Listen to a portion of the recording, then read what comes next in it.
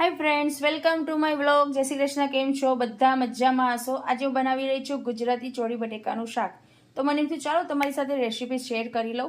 તો સૌથી પહેલા આપણે એમાં એડ કરીશું રાઈ, પછી થોડીક એમાં હિંગ એડ કરીશું,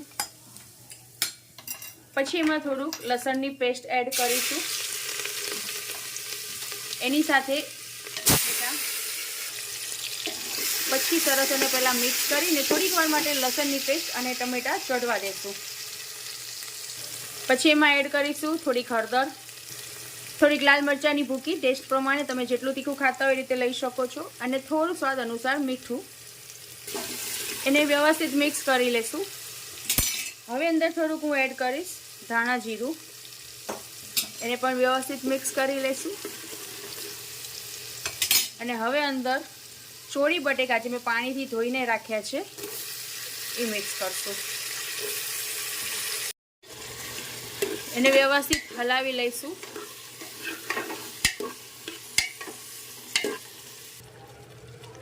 હલાવ્યા પછી થોડીક વાર એને ચડવા દઈશું જ્યાં સુધી આ રીતે તેમાં તેલ છૂટું ન પડે, અને પછી તેમાં થોડું પાણી એડ કરીશું જેથી કરીને શાક સૂકું રહે, એમાં વધારે રસો થઈ ન જાય।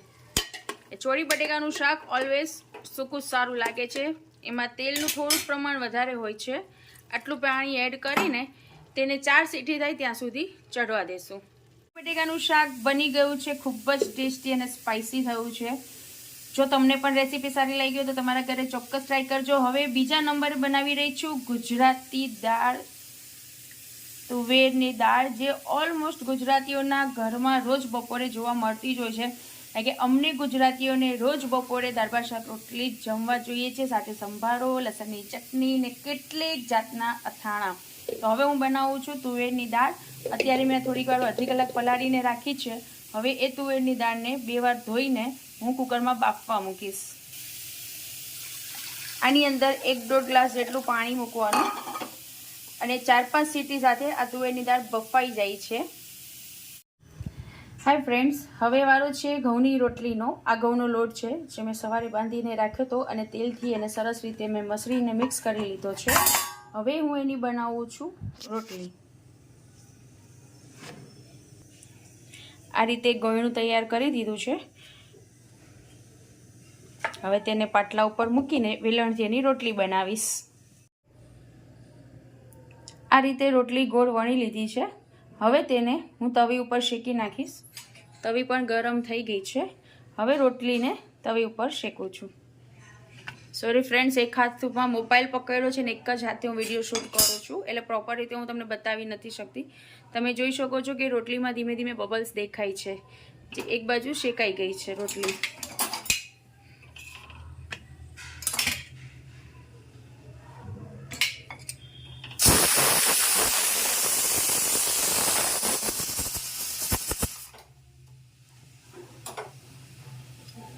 रोटली शेकाईने तैयार थई गई है। तेनी ऊपर हवे सरस देसी घी लगाड़ी दईशुं। तो तैयार है हमारी गुजराती घऊनी रोटली। तमे जोई शको छो कि ચોળીનું શાક एकदम परफेक्ट रीते पकाई गयुं छे, बफाई गयुं छे, खूब ज टेस्टी ने सरस छे। एमां क्यांय पाणीनो भाग बिलकुल रह्यो नथी, सूकुं ने बहु सरस बन्युं छे। सो गाइस, तमने केवुं लागे छे प्लीज कमेंट्स में मने जरूरथी कहेजो। चलो हवे हूँ तैयारी करूँ छूं तुवेरनी दाळनी। तो फ्रेंड्स, तुवेरनी दाळ बफाई गई है, तमे जुओ छो। एने मैं ब्लेंडरथी क्रश करी लीधी छे। हवे तुवेरनी दाळने वघारीशुं। थोड़ुंक तेल एड करूँ छूं वघार माटे। तेल गरम थई गयुं छे, तेनी अंदर राई एड करूँ छूं, થોડુંક જીરું, હિંગ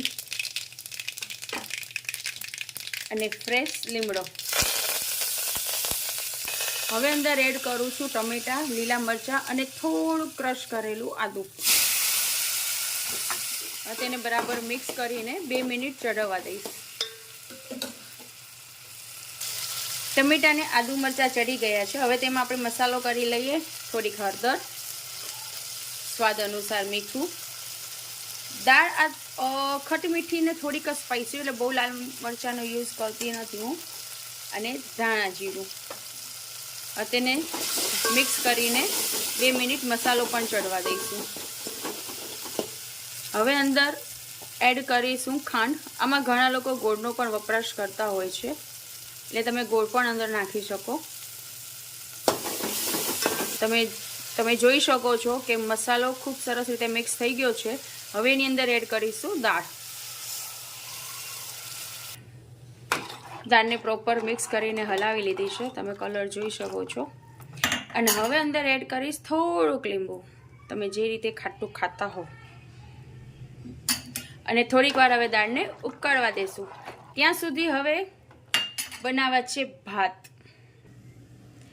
ચોખા મેં 2 કલાક પહેલાં પલાળી લીધા છે. અને આ તૈયાર થઈ ગઈ છે અમારી ગુજરાતી થાળી. આજના અમારા ઘરનું મેનુ છે ચોળી બટેકાનું શાક, દાળ, ભાત, પાપડ, અથાણું અને રોટલી.